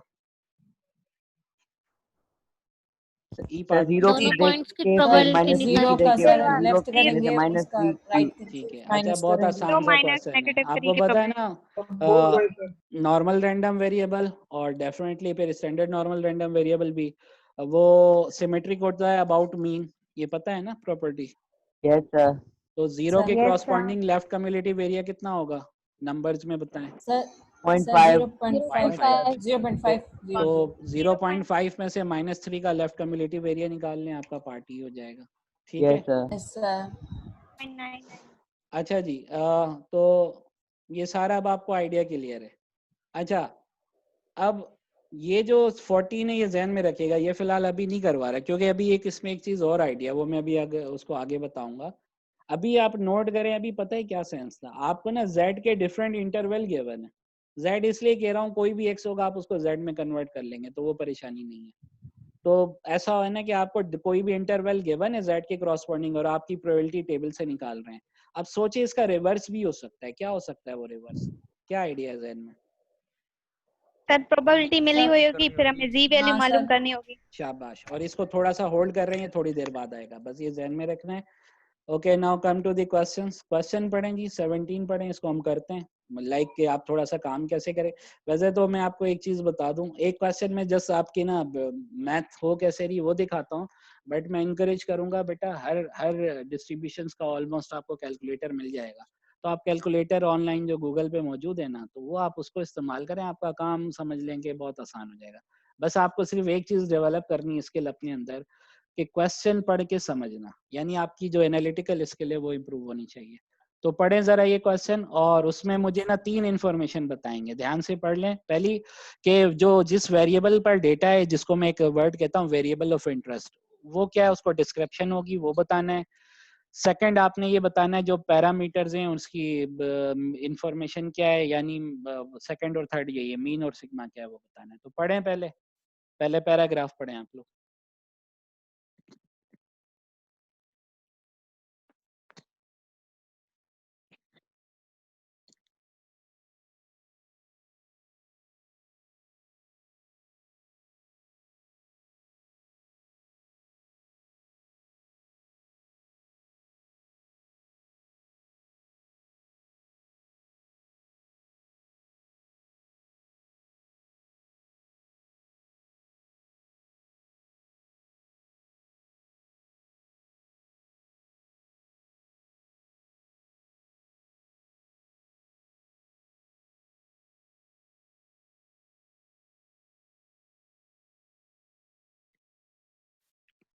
जी बेटा, वेरिएबल ऑफ इंटरेस्ट क्या है, यानी किस वेरिएबल पर काम हो रहा है?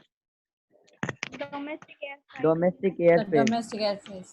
ठीक है, ठीक है। तो कह रहा है ना the mean cost of domestic airfare, airfare आपको पता है यानी किराया आपका रेंट, और वो डेफिनेटली क्वांटिटेटिव वेरिएबल है। तो कह रहा है the mean cost of domestic airfare in the United States rose to an all time high of $385 per ticket. वो फिर रेफरेंस से कहाँ से डेटा इन्होंने लिया हुआ, ठीक है। Airfares were based on the total ticket value which consisted of price charged by the airline plus an additional taxes and fees. Okay. Assume domestic airfare are normally distributed with a standard deviation of $110. तो standard deviation दे दिया। Mean बताएंगे, mean क्या given है? 385। शाबाश। तो देखें normally distributed के दो पैरामीटर्स कौन से, मुझे रिकॉल करवा दें। मीन और स्टैंडर्ड डेविएशन। उस रैंडम वेरिएबल का mean, random variable domestic airfare है, उसका मीन जो गिवन है $385, उसका स्टैंडर्ड डेविएशन जो गिवन है $110। अच्छा, अब मैं जो क्वेश्चन पूछूंगा जस्ट वो बताना है। पार्ट ए में जब हम काम करने लगेंगे तो जेड स्कोर की हेल्प तो लेंगे, तो मुझे बताएं राइट कम्युलेटिव एरिया जान रहा है या लेफ्ट कम्युलेटिव एरिया जान रहा है पार्ट ए में? Right. What is probability that a domestic airfare is $550 or more? तो राइट जानना चाह रहा है, तो चांसेस प्रोबेबिलिटी का मतलब है चांसेस। पार्ट बी में बता दें कौन सा एरिया है? लेफ्ट वाला। लेफ्ट कम्युलेटिव है। और पार्ट सी में? मिडिल वाला, ठीक है। अच्छा, पार्ट डी में देखें प्रोबेबिलिटी गिवन है, तो वो क्या जानना चाह रहा है? जी वैल्यू, मतलब जी की बेस पर ओरिजिनल एक्स जानना चाह रहा है, ठीक है। पार्ट डी को मैं करवाऊंगा, उसके लिए थोड़ा सा टाइम। अच्छा, मैं ना ये जो ए बी सी में जस्ट लाइक मैं ए पिक कर रहा हूँ, थोड़ी सी इसकी मैथ दिखा रहा हूँ, बट मैं आपको जो इनकरेज करूंगा उसके बाद वाले काम पे गूगल पे जो कैलकुलेटर्स मौजूद है ना, आप क्विज करें, एग्जाम करें, उससे काम करें, क्योंकि मैं ये चाहूंगा जितना ज्यादा आप सॉफ्टवेयर के रिसोर्सेज को सीख जाएं ऑनलाइन, ठीक है।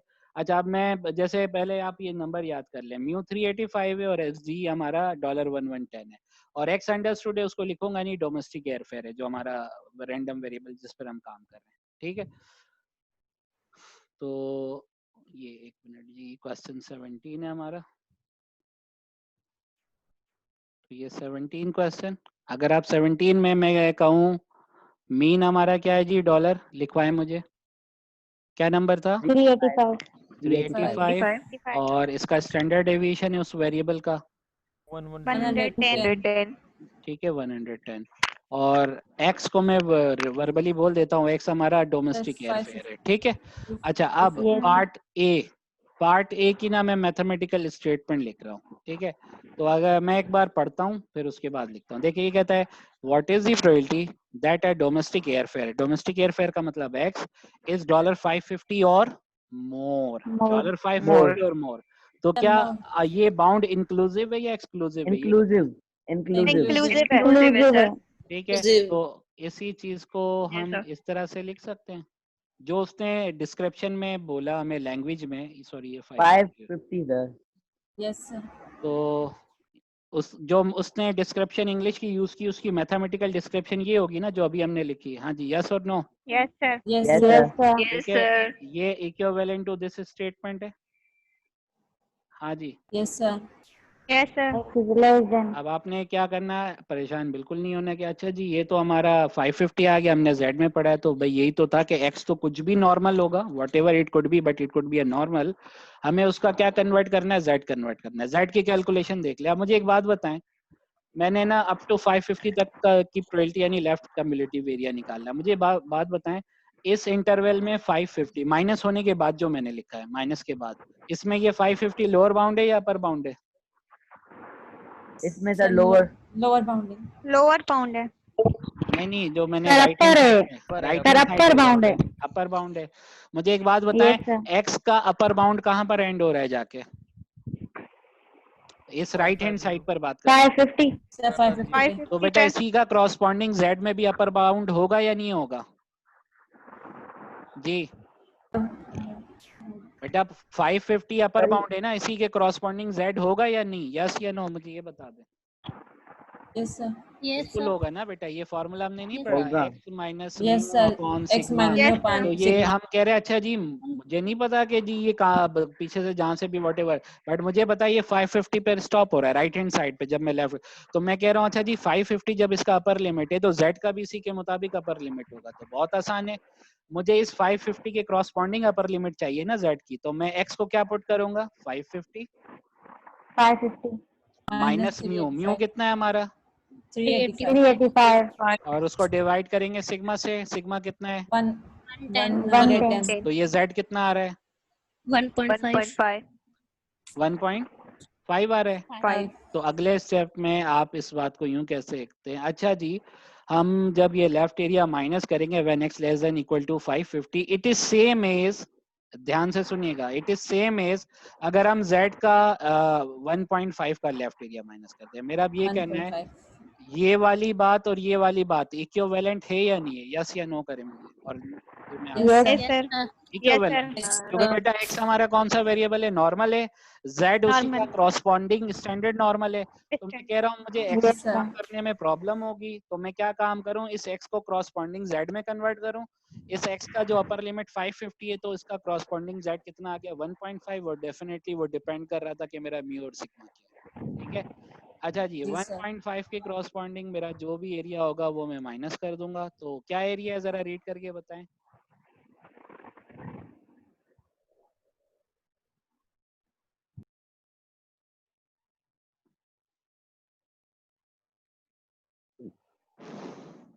मैं यहाँ टेबल इस पे खोल लेता हूँ जी, अपेंडिक्स 0.5557 सर 0.5596। बस एक मिनट दे, मैं यहाँ पे ना खोल लेता हूँ टेबल, ये आपके पास एरिया अंडर द स्टैंडर्ड, हाँ जी टेबल 2 है इसमें, चले बस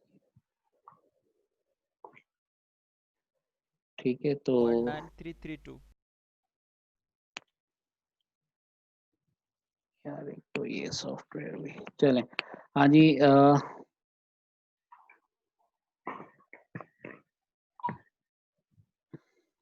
1.5 था हमारा, तो 1.50 था वो है ना हमारा 0.9332 है और इसका लेफ्ट कम्युलेटिव एरिया है तो 0.9332,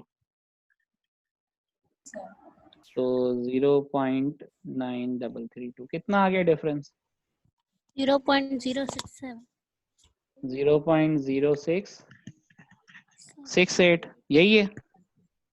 यस सर यही। ठीक है। अच्छा, अब ये नंबर ध्यान में रखें। मैं अब जो क्वेश्चन है उस पर आ रहा हूँ। परसेंटेज में 6.68% है, प्रोबेबिलिटी में 0.668 है। तो हम आते हैं अब अपने उस क्वेश्चन पे। ठीक, तो हमारा जो क्वेश्चन है, एक मिनट। अच्छा, तो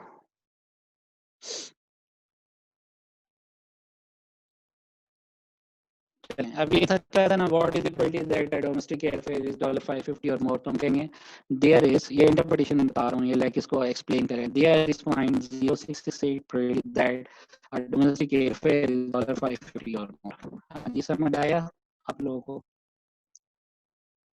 जी, सो गए मेरे साले। Yes, sir. Yes, sir. Yes, sir.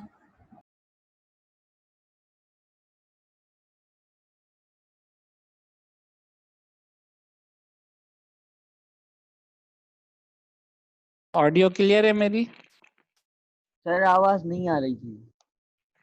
पता नहीं, अभी बताएं। अभी क्लियर है सर।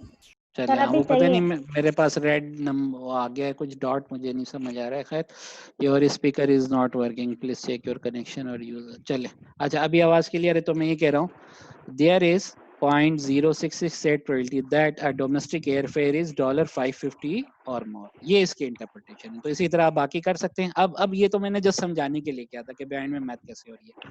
अब ये कह रहे हैं ना, what is the probability that a domestic airfare is $250 और लेस। मैं बेटा अब इसको बता रहा हूँ, इनकरेज करूंगा आप गूगल पे जो कैलकुलेटर है ना उसका इस्तेमाल करें।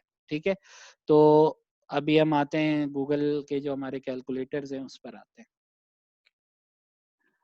अच्छा जी, तो आप गूगल पे जाके ना स्टैंडर्ड नॉर्मल कैलकुलेटर लिख दें। आई थिंक यार नेट का मुझे लग रहा है इशू थोड़ा सा हो रहा है, हाँ, सिग्नल्स कम हो रहे हैं। तो स्टैंडर्ड नॉर्मल कैलकुलेटर, ये स्टैंडर्ड नॉर्मल नहीं, इसको आप नॉर्मल डिस्ट्रीब्यूशन कैलकुलेटर, ये देखें, ये मैंने जो ये लिखा था। हाँ जी, स्क्रीन शेयर हो रहा है, क्लियर है सबको? नॉर्मल डिस्ट्रीब्यूशन कैलकुलेटर मैंने जस्ट लिखा है और ये आ गया है। और मैं बार बार कह रहा हूँ, जितना ज़्यादा आप ऑनलाइन रिसोर्सेज का इस्तेमाल करें। तो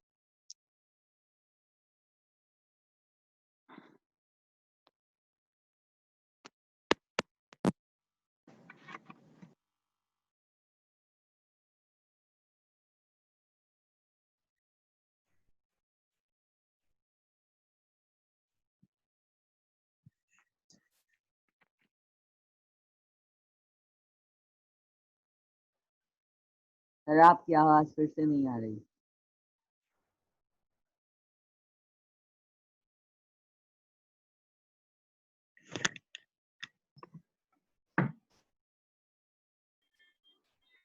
जमाई की बात